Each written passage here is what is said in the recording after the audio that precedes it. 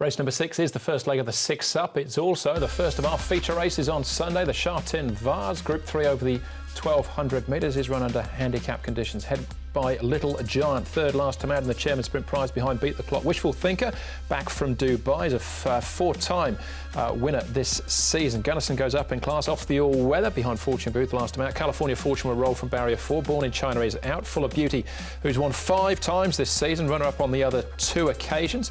And down to Divine Unicorn, who was last on his debut at Happy Valley behind Turin Red Star. A 5-time winner, though, before he arrived here in Hong Kong. What are we looking at speed-wise, Tom? Good pace for the Group 3. California Fortune will roll along from his stall of gate number 4 for Vincent Ho. You've got Full of Beauty there, who's likely to come across from barrier number 10. Set up outside Big Time Baby, who had excuses last time out when he led. The stirrup iron broke. Gunnison on the fence. Little Giant, he sat the trail last time out. He's drawn barrier 6 here, so he should get a nice run in transit.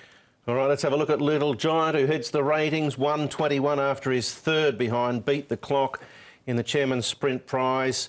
All the weight to carry, but he's got the class according to the ratings man, and he's just moseying along. He's not an overly big horse, only 1,040 pound. Wishful Thinker had some track work in a little bit of sloppy mud here. It was a wet morning and he's just moseying on. He has come back from Dubai 10 pound lighter than he was when he last raced. California Fortune, he's had a lot of racing. This will be start 13. It's been a long season, but he's a tough, durable type. He's going to make all the running you would think early. It's just whether or not the class overhauls him in the end. Absolutely. All right, Vincent Ho from barrier 4. Now, this is the first leg of the 6 Up, and 1.9 going into the pool as well. So an estimated dividend in the region of $6 million for the 6 Up on Sunday. Let's start off with Little Giants, and Winner's Way involved here as well. We shouldn't forget about him. This is a Group 1 set weights. Back to handicap company here. Yeah, well, Winner's Way is a winner of a Group 3 over the 1,200 metres in the past, but his recent form's just been a little bit below par.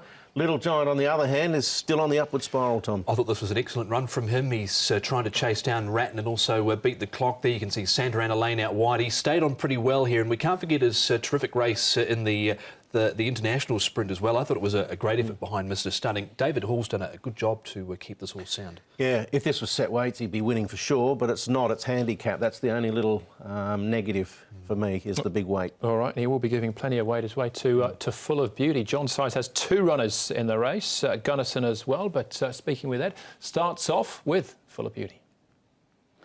Well, I think his form's been very good. He's improved every time he's gone to the races, and made fairly quick progress up to over the hundreds. But I think he's handling it quite well. He didn't start racing until he was 4, but he seems to be tough enough to go through this campaign and keep racing. So I'm sure he'll run well. When you look at what he's done this preparation as well too, he's at a trial since that last run. Are you happy with his condition heading into Sunday? Yeah, he's quite a gross doing horse. His condition's always pretty good. He carries a bit of weight. You know, you never see his ribs or anything, so he's got a good constitution. I think that he'll back up okay, and I think with a lighter weight he'd probably be competitive again. Sort of race 2, there's no Mr. Stunning, there's no Beat the Clock, there's not one of the Group 1 sprinters here in Hong Kong in a race like it. Is this a good opportunity for him to win a group level before the season's over? Normally they got some advantage, the horses at the bottom of the scale, but you know, the top weights, they're good horses, and it's hard to imagine that they come back in class and win, but sometimes they can do that just on their quality. You know, they've proven their class, they've proven their quality, and sometimes the weight just doesn't stop them. What about Gunnison? How's he going into Sunday, John? He's been okay. There's a little bit of rain around, so if that continues to come here, I mean, that'll be his chance of winning the race if you get plenty of rain and you've got a deteriorating track. Would the rain, which we're getting at the moment, be an issue for Full of Beauty? Well, I think he's probably better on a fast track, but it's hard to sort of quantify our track conditions if it doesn't get that wet that affects a lot of horses, but it probably help the ones that are looking for it. So 2 solid chances there, and Full of Beauty is our current favourite at this early stage. One more horse to take a look at, though, and that is Wishful Thinker, who's out in Dubai, racing down the straight there behind Blue Point. Never really looked like a winning chance on that occasion, but back at the trials, I think he looks quite good coming into this. He's had this freshen up, has Wishful Think. You can see he's the one for us who's on his outside at this point, going past him. He goes round in the last race on Sunday. I thought he travelled pretty strongly in this barrier trial. Things didn't quite go to plan in Dubai. I think he hit his head on his way to the races or something like that, but trial wasn't bad, I thought.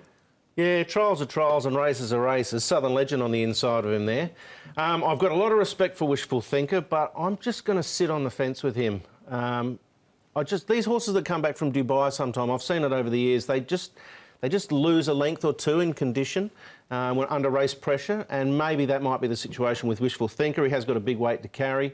I'd love to see him win, but I'm a little bit hesitant. All right, I'm a big fan of his, so I'm sticking with him. Full of Beauty then? What are you going with, Brett? I'm going to go with Gunnison, actually.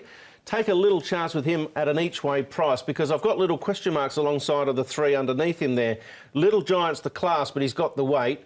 Full of Beauty, for me, might be on the downward spiral of his preparation. I just think with all the weight off his back, he can still win it, and he may be too classy, but he could be at the end of his tether. He just was pushed on in that trial we saw there, but trials are trials and races are races. And California Fortune actually finished behind Gunnison in a trial. And there was some nice work in the morning during the week from Gunnison. So him on an each-way basis, 4-1-7-5. That's the way I've gone.